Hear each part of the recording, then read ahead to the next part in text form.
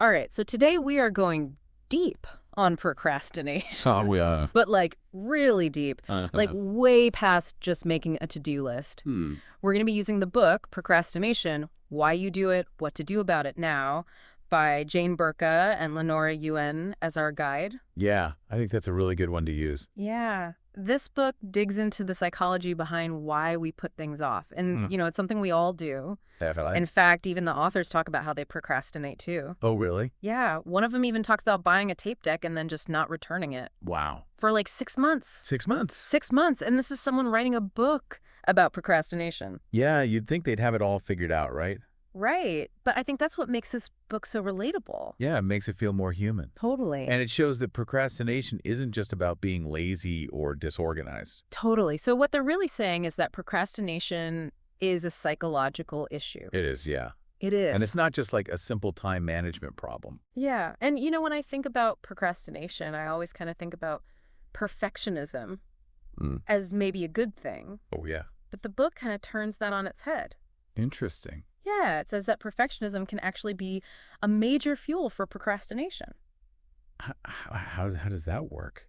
Well, I mean, how do you think that works? So there are different kinds of perfectionists, right? Right. You have the ones who are really confident. Yeah. You know they can meet their standards. Yeah. And then you have the ones who just doubt themselves constantly. Oh, yeah. The book calls those folks perfectionists to their detriment. I like that. Yeah. Perfectionists to their detriment. And Yeah. often they are the biggest procrastinators. So are they just like scared of not being perfect? Yeah, I think it's that fear. Yeah. That fear of not being perfect. So they just don't even try. Exactly. They'll avoid anything where they might fall short. Oh, that's so sad. Yeah. It's kind of heartbreaking in a way. So give me an example. Okay, so there's a story in the book about David. He's this amazing law student. The top of his class. Top of his class, gets his dream job Wow. right out of school. Okay. But then he starts procrastinating. Wait, what? Yeah, like basic tasks. On basic tasks. He's at this super prestigious firm. Okay. Everyone around him is brilliant and successful. Yeah. And suddenly that fear of not being perfect just takes over. It's like all that pressure. Right, it's like all that pressure. Makes him afraid to even try. Exactly. It's like he achieved his goal, but now he's almost sabotaging himself. That's a really good way to put it. I mean, it is kind of a fear of failure in a way. It is, yeah. So, the book also talks about something that I think is even more surprising. What's that? The fear of success. Oh, yeah. That sounds counterintuitive. It does. Right? Why would anyone be afraid to succeed? Well, you think success would always be a good thing, right? Yeah. But for some people, it's actually really scary. Wow. Subconsciously. Yeah. They worry about the pressure, Uh-huh. the expectations, Oh. even maybe jealousy from other people. Oh, wow. And it can feel like they're losing control Oh, okay. of their lives. And that can be really unsettling. So they're kind of trying to protect themselves In a way, yeah. from potential downside. Exactly. They're preempting the negative stuff. Wow. Okay. The book talks about this architect named Sean. Okay. Super talented, dreams of starting his own firm. Yeah. But he keeps putting it off. Why? Deep down, he's afraid of all the things that come with success. Oh, so like the workload. Yeah, the work Your grind. responsibility. All of it. What about like losing his free time? Totally, yeah. Like maybe his work-life balance. Exactly. He's just anxious about all of that. And it's paralyzing. Yeah. He's actually stalling his dream because of it. Wow. I never thought of it that way. Yeah. It makes you realize how complicated success can be. Really does. And speaking of complicated, Yes. the book talks about how procrastination Uh-huh. can be a way of asserting control, especially when you feel like external forces are dictating your life. Oh, that makes sense. So it's like a form of rebellion. Yeah, a quiet rebellion. Yeah, it's like resisting deadlines or maybe putting off tasks that make you uncomfortable. Right. Like, have you ever noticed yourself doing that? Definitely. Yeah, me too. It's a way of saying, like, I'm in charge here. Yeah, it's like a sneaky power move. It is, and it shows that procrastination is not just laziness. No. There's a deeper need for control at play. Oh, totally. And, the book also talks about how procrastination can be tied to our relationships, too. Oh, that's interesting. Yeah, and how we connect with others. Okay. So tell me more about that. So the book presents this idea Yeah. that procrastination can come from two opposite fears. Okay. The fear of being too close to others Okay. and the fear of being alone. Wait. I know it seems contradictory, Yeah. but it's all about the underlying psychology. Okay, well, walk me through this. All right, so first you have the fear of separation. So imagine someone who's always relied on close relationships. Okay. Like for support and comfort, Yeah. when they're faced with tasks that require independence, Uh-huh. they might start procrastinating. Oh, to avoid that feeling of being alone.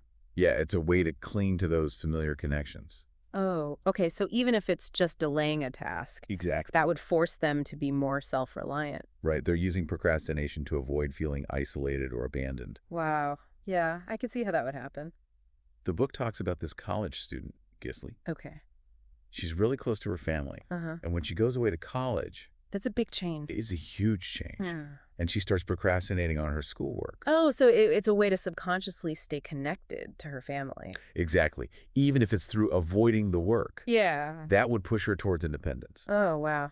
Yeah, I can totally relate to that feeling of being adrift Yeah. when you're away from your support system. Absolutely. But then you said there's the opposite fear, too.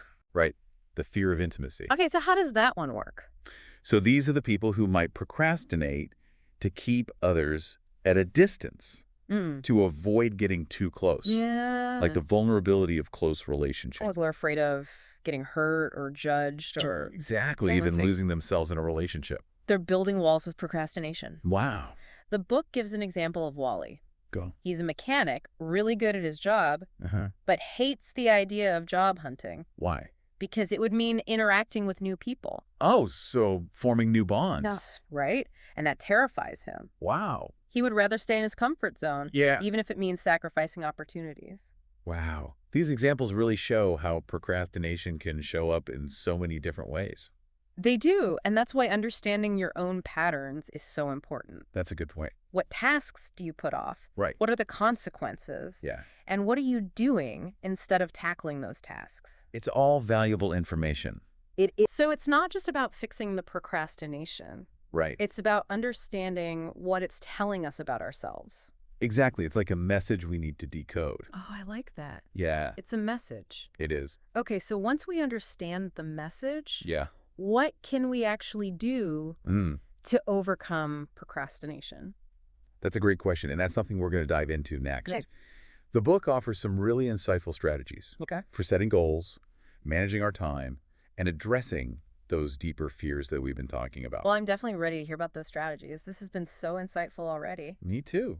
I'm excited to dig into that. Okay, great. So we've talked a lot about the why we procrastinate. Yeah, all those deep reasons. But now I want to talk about the how. The how. Yeah, the how do we actually stop doing it? Right. How do we break free? Exactly. Well, the book has some really good advice on that. Okay, so tell me.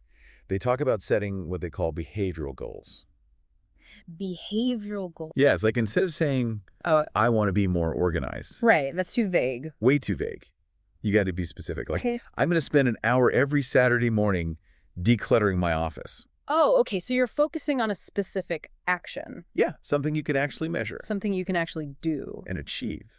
So it's like taking those big, overwhelming goals Yeah, and breaking them down. into smaller steps. Yeah, makes them less scary. Exactly. And sometimes the hardest part is just starting, Oh, totally. like just getting over that initial hump. That's where the 5-minute rule comes in. Oh, tell me about the 5-minute rule. So the book says that even just 5 minutes 5 minutes. of action can make a difference. Really? It can break that procrastination inertia. It's like tricking your brain It is a bit of a trick. into thinking, oh, this isn't so bad. Yeah.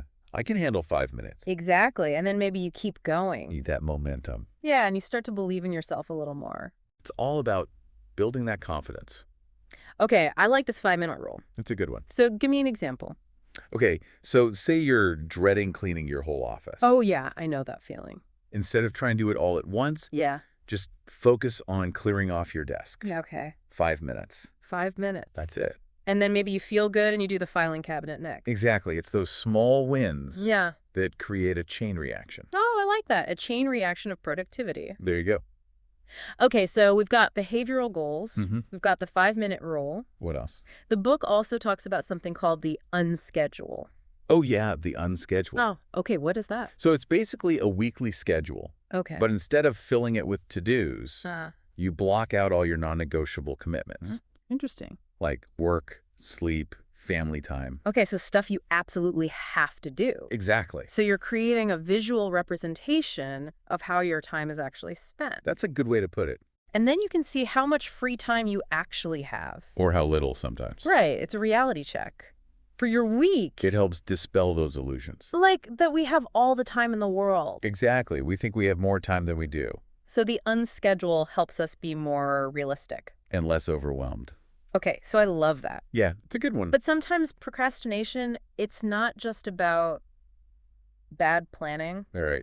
Or lack of motivation. Sometimes it's deeper. It goes back to those psychological barriers. The fears, the anxiety. How do we deal with that stuff? Well, sometimes we need more than just strategies. Okay. Sometimes we need support. Like a therapist. Could be therapy, yeah. Or a support group. Uh-huh. Or even just talking to a friend. Exactly, someone you trust. It's about recognizing that you don't have to do this alone.